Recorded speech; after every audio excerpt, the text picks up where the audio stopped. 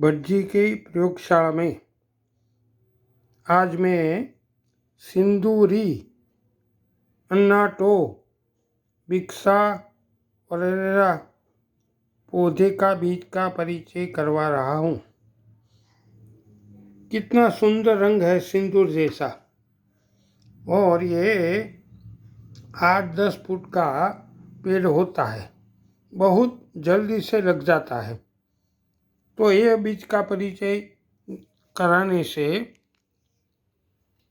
पेड़ बचता है और हमारी प्रयोगशाला में बीजों का परिचय हम सिखाते हैं।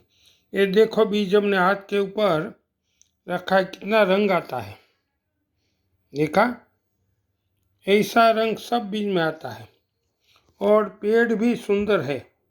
तो ऐसा बीजों का परिचय हम कराते रहेंगे, आपको बताते रहेंगे।